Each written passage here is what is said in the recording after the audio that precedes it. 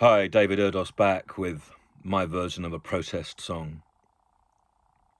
The man who put the CUNT in country. You want to buy country and cost all of those who defy you. The insanity augurs not so much the death of sense, but all things that you believe you now own, as with your first slum foundations. There are no longer words to describe you and the chaos you carve, burn, and bring.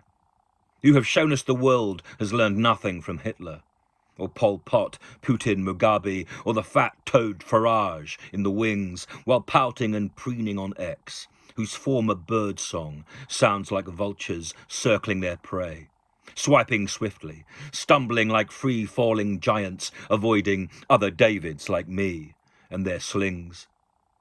You murdered Maduro's career and poisoned the pen you can't spell with. You spread yourself as they once did, like dripping on bread here, up north. Fat smearing yeast, clogging our veins with the flavour of oil, spite and sputum that only the sick can spit forth. You are what is wrong with the world, as you attempt to void Venezuela. In Latin America, what was natural and structured each state has been slashed by more than a golf swing, you shit. You stain on each and every soul. You divider, who has rendered debate a corruption on the hapless course where hope's dashed. As Donald the Duck quacks fat sounds, while alarmingly others listen. Critical American thought has been silenced, whether voiced or not, as you flap like a chicken whose head stays surprisingly on while still severed. Resistance seems futile, but remains fever-fed by the crap and the extremity shown by the glare and dare of a despot, who would claim every country while containing the first syllable of that word, you worm, you scourge. You are capitalism as cancer. You have gargoyled each gesture and made each Judas-like kiss killable. Imperialism as imp from a sour bottle. But there are others still who would break it and splinter the shards in your shank and cook you, man meat. Not that they'd ever eat you. Instead, let them beat you as chefs do to steak or lamb flank. Though you'd lead us to a form of slaughter, I'm sure. Would that you never had son or daughter. For if we must again see your image within or beyond the mind bank, I know I would fight to empty all thought and spend the very last resource I could muster to silence your bluster and blow it all back straight to hell, where I can only hope Satan spits, roasting your fat on his fire. May the abomination you fashioned under wig or baseball cap spume and swell, and your eyes pop like fish found on the slab, lost to oceans, which I wish would rise or reclaim you, and let a grand great white take you now. The world is not yours to own.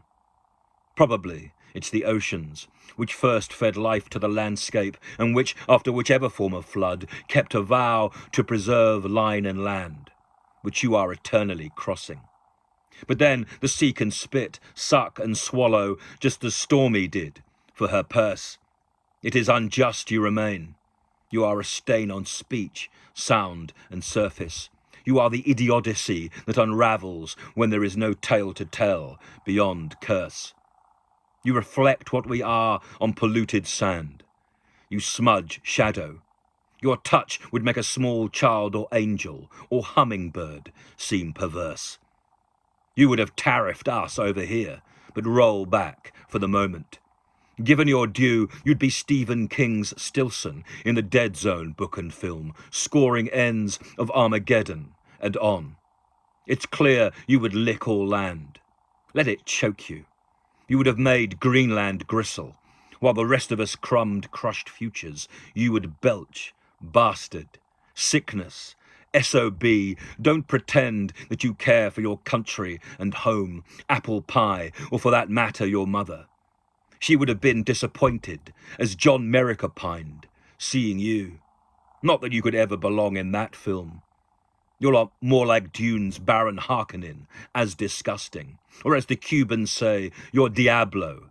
You are sickness spilt, fruit turned blue. You must be stopped.